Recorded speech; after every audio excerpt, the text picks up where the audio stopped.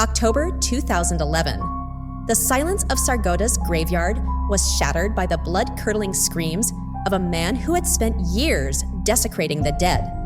Muhammad Riaz, a man who had unearthed 48 graves, each belonging to a woman whose soul had long departed, suddenly found himself face to face with a terror he never imagined.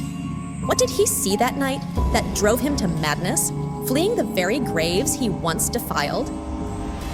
This is the story of a man consumed by his monstrous deeds and the chilling secret that turned him from predator to prey.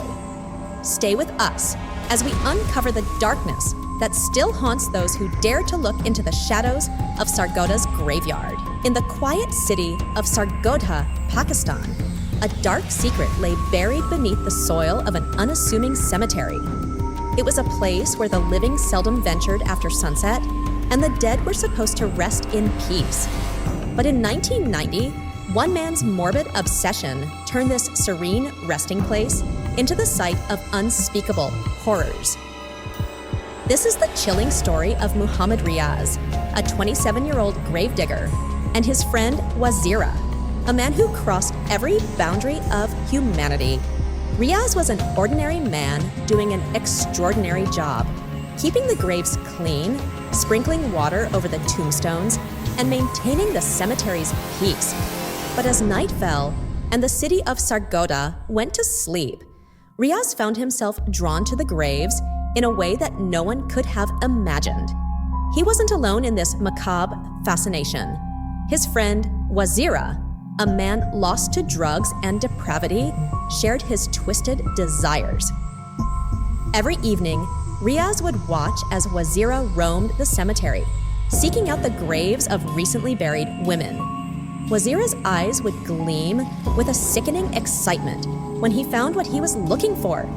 Together, they would desecrate these graves, committing acts so vile that they are almost impossible to speak of. For them, it became a routine, a dark, perverted ritual. But the partnership didn't last forever. Wazira, weakened by his drug addiction, passed away, leaving Riaz alone in his ghastly pursuits. Yet the death of his friend didn't stop Riaz. If anything, it seemed to encourage him.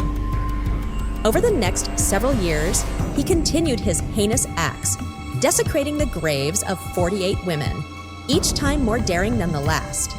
Riaz had grown accustomed to the darkness, but on a fateful night in October 2011, something in the shadows stared back at him.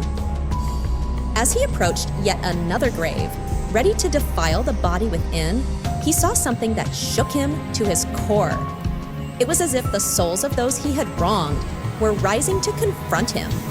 The terror he felt that night was unlike anything he had ever experienced, and it sent him running from the cemetery, his heart pounding in fear.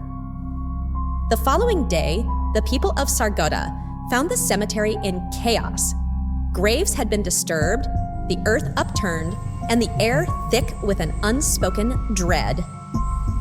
Once the quiet gravedigger, Riaz was now a man consumed by fear.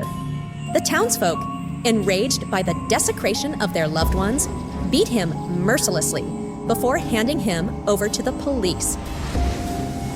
During the investigation, Riaz confessed to his crimes, detailing each gruesome act with a cold detachment that sent shivers down the spines of even the most hardened officers. He admitted to desecrating 48 graves, each one a testament to his twisted mind. The court sentenced him to death by hanging, but to this day, Riaz remains alive, rotting in a jail cell, haunted by the ghosts of those he wronged. The story of Muhammad Riaz and Wazira is a grim reminder of the darkness that can lurk within the human soul. It's a tale of horror, not just because of the acts they committed, but because it challenges us to confront the unimaginable, that even in death, some would disturb the peace of the departed for their sickening pleasure. Riaz may still be alive, but he is a man trapped in a living hell, waiting for justice that may never come. If this story sent chills down your spine, like, subscribe, and hit the notification bell so you never miss another dark tale from history.